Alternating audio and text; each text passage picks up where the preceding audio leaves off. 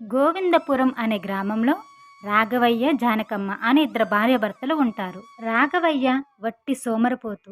పని పాట లేకుండా ఏ పని చేయకుండా తింటూ కూర్చుంటాడు. పెళ్ళైన దగ్గర నుంచి పాపం జానకమ్మ అంత తెలివిగలది కాకపోయినా కుటీర పరిశ్రమలో పనిచేస్తూ కష్టపడి ఇద్దరు కొడుకుల్ని పెంచి పెద్ద చేసింది.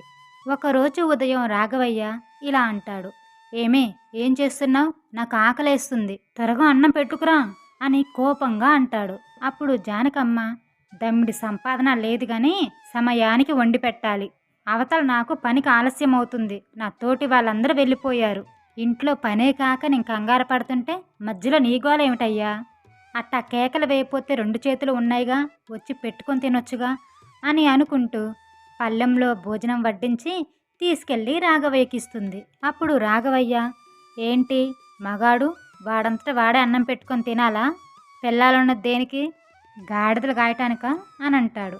అనేసరికి జానకమ్మ, రోజు నేను చేస్తుంది అదే పని కదా, గాడిదలు గాయటమే. వాటికి కడుపు నిండా తిండి పెట్టాలి, మేపాలి అని అంటుంది కోపంగా. మొగుణ్ణి పట్టుకొని గాడిదంటావా అని అంటాడు. మొగుడంటే కష్టపడి సంపాదించాలి, ఇంటిని పోషించాలి, అంతేగాని పెళ్ళం కష్టం మీద ఆధారపడి బతకూడదు. అయినా నీతో వాదించుకుంటూ కూర్చుంటే అవతల నాకు పనికి ఆలస్యం అవుతుంది అని అనుకుంటూ క్యారేజీ పట్టుకొని అక్కడి నుంచి వెళుతుంది జానకమ్మ. అక్కడ కుటీర పరిశ్రమ యజమానురాలు ఇలా అంటుంది. ఏమిటి జానకమ్మ, రోజు ఆలస్యంగా వస్తున్నావు? ఒంట్లో బాగలేకపోతే విశ్రాంతి తీసుకో అని అంటుంది. విశ్రాంతి తీసుకుంటే కుటుంబం ఎలా గడుస్తుందమ్మా అని అంటుంది జానకమ్మ. అదేమిటి అలా అంటావు? నీకు ఇద్దరు కొడుకులున్నారు, నీకేం బాధ ఇంకా అని అంటుంది. పేరుకే ఇద్దరు కొడుకులు, కానీ నా రెక్కలకి విశ్రాంతి అనేదే లేదు. ఒక్కరు కూడా కుటుంబ బాధ్యతలు పట్టించుకోరు. వాళ్ళ నాన్నని చూసి వాళ్ళు కూడా అలాగే తయారయ్యారు. నా మాట లెక్క చేయకుండా తిరుగుతున్నారు. నేనొక్కదాన్ని కష్టం చేసి కుటుంబాన్ని నెట్టకు రావాలి అని బాధపడుతుంది జానకమ్మ. అక్కడ పనిచేసే లక్ష్మి అదంతా విని జానకమ్మతో ఇలా అంటుంది. ఇదిగో వదినా, నీ కొడుకులు దారికి రావాలంటే పెళ్లి చేసి పడాయి. తర్వాత ఏముంది, వాళ్ళ పెళ్ళాలే దారికి తెచ్చుకుంటారు అని అంటుంది. అనేసరికి జానకమ్మ, ఆ ఆలోచన నాకు మాత్రం లేదా వదినా? పిల్లనివ్వమని ఎవరిని అడిగినా రూపాయి సంపాదన లేదు, పని పాట లేకుండా తిరుగుతున్నారు నీ కొడుకులు. అలాంటిది వాళ్ళకి పిల్లని ఎలా ఇస్తాం అని నా మొహానే అంటున్నారు. అనేసరికి లక్ష్మి, అయితే నాకు తెలిసిన పిల్ల ఒకటి ఉంది. అమ్మాయి లక్షణంగా ఉంటుంది, కాకపోతే కాని కట్నం ఇచ్చుకోలేరు అని అంటుంది. అప్పుడు జానకమ్మ, పర్వాలేదు, ఆ సంబంధం ఏదో నా కొడుక్కు ముడివేసి కాస్త పుణ్యం కట్టుకో లక్ష్మి అని అంటుంది. అలాగే వదనా, అయితే రేపే వెళ్ళి చూసొద్దాం అని అనుకొని మరుసటి రోజు రాఘవయ్య, జానకమ్మ, లక్ష్మి, పెద్ద కొడుకు అందరూ కలిసి పెళ్లి చూపులకు వెళ్తారు. పిల్ల లక్షణంగా ఉంటుంది. అబ్బాయి అమ్మాయి ఇద్దరు ఒకరినొకరు ఇష్టపడతారు. ఇక వెంటనే మంచి ముహూర్తం చూసి పెళ్లి జరిపిస్తుంది జానకమ్మ. కొత్త కోడలు సంధ్య ఇంటికొస్తుంది. సంధ్య కాస్త తక్కువ చదువుకున్న తెలివైన పిల్ల. ఇక అత్తారింటికి వచ్చాక ఇంటి పరిస్థితిని గమనిస్తుంది. అత్తగారు ఒక్కతే పనికి వెళ్ళడం తప్పించి ఇంట్లో అందరూ తిని కూర్చోవడం చూస్తుంది. ఒకరోజు అత్తగారు పనికి బయలుదేరుతూ ఉండగా సంధ్య ఇలా అంటుంది. అత్తయ్య, నేను కూడా పనికొస్తాను అనేసరికి జానకమ్మ, వద్దులేమ్మ, ఇంట్లో ముగ్గురు మగాళ్ళుండగా కొత్త కోడల్ని పనికి తీసుకెళ్తే జనాలు నన్ను ఆడిపోసుకుంటారు అనేసరికి సంధ్య, మనకి ఇంట్లో గడవనప్పుడు ఆ నలుగురు వచ్చి మనకి డబ్బులు ఇవ్వరు కదా అత్తయ్య అని అత్తతో కలిసి పనికి వెళ్తుంది సంధ్య. దారిలో వెళ్ళేటప్పుడు అత్తగారితో ఇలా అంటుంది. అత్తయ్య, మీ మనసులో బాధ నాకు అర్థమవుతుంది. ఈ ఇంటి మనుషుల గురించి నాకు అంతా స్పష్టంగా అర్థమైంది. మీరేం బాధపడకండి అత్తయ్య, వీళ్ళందరినీ దారిలోకి తీసుకొచ్చే బాధ్యత నాది అని అంటుంది. అనేసరికి జానకమ్మ, అమ్మ కోడల, నీది చాలా మంచి మనసు. నా కొడుకు గురించి నిజం తెలిసాక సోమరిపోతుకిచ్చి పెళ్లి చేసి నా గొంతు కోసావు అని నన్ను తిడతావేమో అని నాకు భయమేసింది. కానీ ఇప్పుడు నీ మాటలు విన్నాక నా మనసు కాస్త కుదుట పడిందమ్మా అని మాట్లాడుకుంటూ పనికి వెళ్తారు. ఇదంతా ఇలా ఉండగా ఒకరోజు సంధ్య ఇంటి బయట కూర్చొని తనలో తాను ఇలా అనుకుంటుంది. అసలు వీళ్ళందరినీ ఎలా దారికి తీసుకురావాలి? రోజు రుచిగా వండి పెట్టడంతో తిని కూర్చుంటున్నారు. ముందుగా అత్తయ్య ఎంత కష్టపడితే ఆ తిండి వాళ్ళకు వస్తుందో తెలియచేయాలి అని అనుకొని అత్తగారిని పిలుస్తుంది సంధ్య. అత్తయ్య, మీరింత కష్టపడుతున్నారు కదా, మీ అబ్బాయిలు మీకెప్పుడు సహాయానికి రాలేదా అని అంటుంది.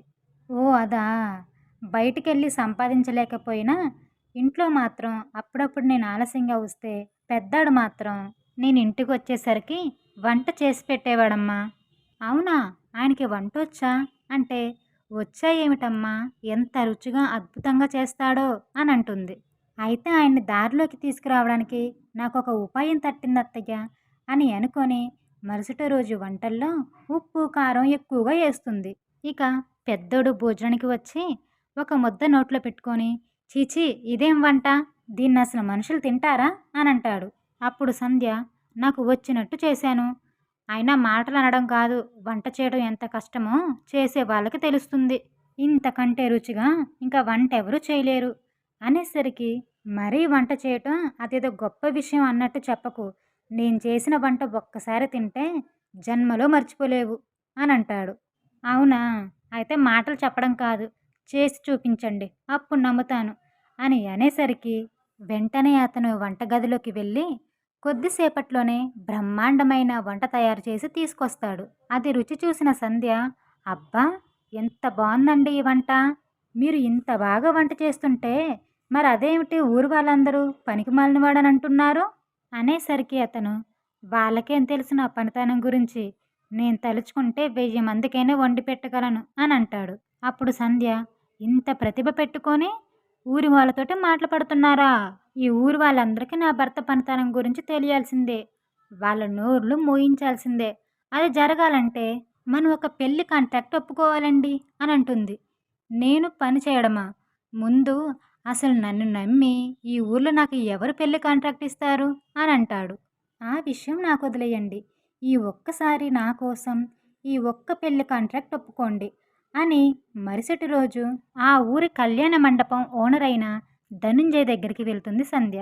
అతనితో, బాబాయ్ గారు, ఈ ఫంక్షన్ హాల్లో మొదటిగా పెళ్లి భోజనాల కాంట్రాక్ట్ మాకు వచ్చేలా చేయండి, అది మేము సమర్థవంతంగా చేస్తాం, మా మీద మాకు నమ్మకం ఉంది, ఒకవేళ ఆ భోజనాలు నచ్చి ఇంకా మాకు పెళ్లి భోజనాల కాంట్రాక్ట్ వస్తే అందులో మీకు కొంచెం వాటా ఇస్తాం, మీకు నమ్మకం కుదరాలంటే ఇదిగో మేము స్వయంగా తయారు చేసి తీసుకొచ్చిన ఈ వంటని రుచి చూడండి అని చెప్పి తనతో పాటు తీసుకొచ్చిన క్యారేజీని అతనికిస్తుంది. అది తిన్న ధనుంజయ్, అవునమ్మా, నువ్వు చెప్పినట్టుగానే వంటలు చాలా బాగున్నాయి, అద్భుతంగా ఉన్నాయి, మీరు అడిగినట్టుగానే మొదటిగా వచ్చే కాంట్రాక్ట్ మీకు ఇప్పిస్తాను అని అంటాడు. సంధ్య చాలా సంతోషించి, చాలా ధన్యవాదాలు బాబాయ్ గారు అని చెప్పి అక్కడి నుంచి వెళ్ళిపోతుంది.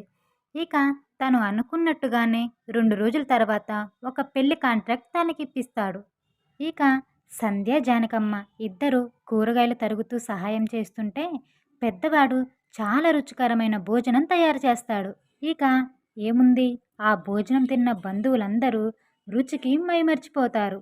అక్కడ పెళ్లి పెద్దయిన రాంబాబు ఇలా అంటాడు, ఇంత రుచికరమైన భోజనం మేము ఎప్పుడూ తినలేదు, మా బంధువులందరూ వంటలు చాలా బాగున్నాయని మమ్మల్ని మెచ్చుకుంటున్నారు, దీనికి కారణం మీరే, ఇకపైన మా ఇంట్లో ఏ కార్యక్రమం జరిగినా భోజనాలు తయారు చేసేది మీరే అని చెప్పి భోజనాలు తాలూకా డబ్బుని అతని చేతిలో పెడతాడు. మొట్టమొదటి సంపాదన చూడగానే అతనికి చాలా ఆనందంగా ఉంటుంది.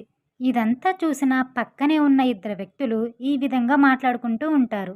ఇన్నాళ్ళు వాడు దేనికి పనికిరాడని అనుకున్నాం, కానీ వాడిలో ఇంత ప్రతిభ ఉందని ఎవరికీ తెలియదు అని ఒకడంటే, ఇంకొకడేమో, అరే, అతన్ని వాడు వీడు అని అనొద్దు, ఇక నుంచి మనం గౌరవించి మాట్లాడాలి అని అంటాడు. ఆ మాటలు విన్న సంధ్య భర్త కళ్ళల్లో నీళ్ళొస్తాయి.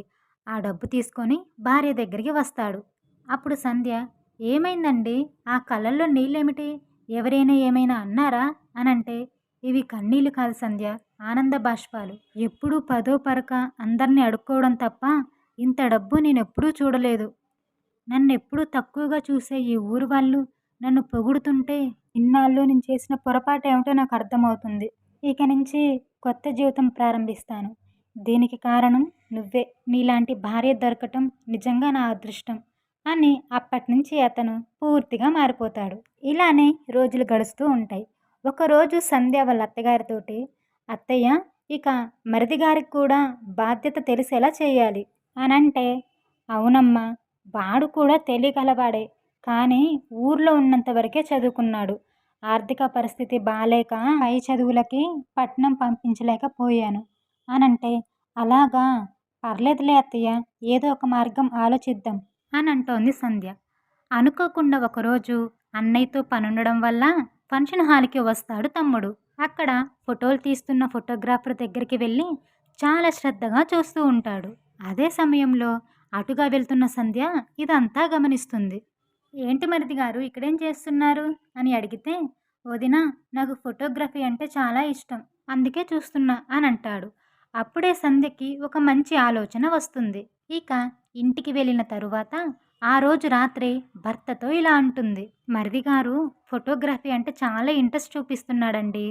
సిటీలో ఫోటోగ్రఫీ కోర్స్‌తో పాటు ఫోటోషాప్, వీడియో ఎడిటింగ్ కూడా నేర్పిస్తే తాను సొంతంగా ఎదుగుతాడని నాకు నమ్మకం ఉందండి" అని అంటుంది. మనం కూడా ఆర్థికంగా కొంచెం నిలదొక్కుకున్నాం కదా, మరిది గారిని సిటీ పంపిస్తే బాగుంటుందండి అని చెప్తుంది. అనేసరికి, అలాగే సంధ్య, అసలు నేను పని హడావిల్లో పడి వాడి గురించే మర్చిపోయాను. వాడు కూడా ఎందులోనూ స్థిరపడితే వాడికి ఒక మంచి సంబంధం చూసి పెళ్లి చేయొచ్చు. రేపే వెళ్ళి వాడిని సిటీలో ఒక మంచి ఇన్‌స్టిట్యూట్‌లో చూసి చేర్పిస్తాను అని అంటాడు. అనుకున్నట్టుగానే మరుసటి రోజు అతనితో మాట్లాడి అతన్ని ఇన్‌స్టిట్యూట్‌లో జాయిన్ చేపిస్తారు. ఇక అతను మంచి ట్రైనింగ్ తీసుకొని అతి కొద్ది సమయంలోనే మంచి ఫోటోగ్రాఫర్‌గా ఎదుగుతాడు. తన ప్రతిభతోటి మంచి పేరు తెచ్చుకుంటాడు. సొంత ఊర్లోనే కాక పక్క ఊరు నుంచి కూడా ఫోటోస్, పెళ్లి ఆల్బమ్స్ అలాంటివి వస్తూ ఉంటాయి. తను సంపాదించిన డబ్బులు మరియు అన్నయ్య సహాయంతో ఊర్లో సొంతంగా ఫోటో స్టూడియో పెట్టుకుంటాడు. ఇది ఇలా ఉండగా ఒకరోజు సంధ్య తన మామగారితో ఇలా అంటుంది. "చూడండి మావయ్య గారు, మీరు పెద్దవారు. మీకు చెప్పే అంత దాన్ని కాదు నేను. ఇంటి పెద్ద బాధ్యతగా లేకపోతే ఆ కుటుంబం అసలు బాగుండదు. సమాజంలో కూడా గౌరవం ఉండదు. అందరూ చులకనగా చూస్తారు. మిమ్మల్ని చూసి మీ అబ్బాయిలు కూడా అలానే తయారయ్యారు. అత్తయ్య గారు చాలా బాధపడ్డారు. అయినా సరే ఎలాగోలా కష్టపడి ఇన్నాళ్ళు కుటుంబాన్ని లాక్కొచ్చారు. ఆవిడే లేకపోతే ఈరోజు ఈ కుటుంబం నిలబడేదే కాదు" అనేసరికి, "నన్ను క్షమించమ్మా.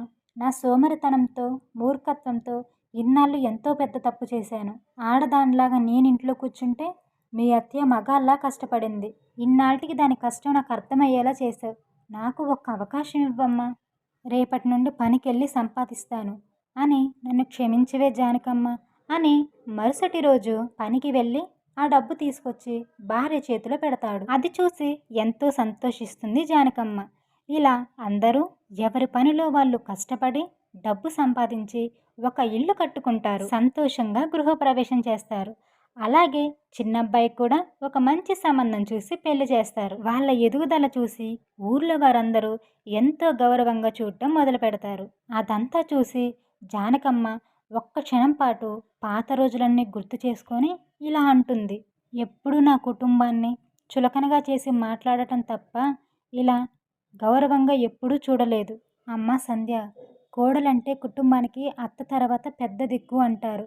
ఆ మాటని నువ్వు సార్థకం చేశావు" అనేసరికి, "నాదేముందత్తయ్య, వాళ్ళు తెలివైన వాళ్ళే. ఇన్నాళ్ళకి వాళ్ళ తప్పు వాళ్ళకి తెలిసొచ్చింది. వాళ్ళని వాళ్ళు నిరూపించుకున్నారు. కోడలుగా నా బాధ్యతను నేను నిర్వర్తించాను. అంతే అత్తయ్య" అనేసరికి, "ఎంతైనా మా ఇంటికి నువ్వు కోడలుగా రావటం మా అదృష్టం" అని అనేసరికి ఆ మాటలకి అందరూ సంతోషిస్తారు. ఈ స్టోరీ మీకు ఎలా అనిపించింది? స్టోరీ నచ్చితే లైక్ చేయండి. ఇంకా మరిన్ని మోరల్ స్టోరీస్ కోసం మా ఛానల్ని సబ్స్క్రైబ్ చేయండి. ధన్యవాదాలు.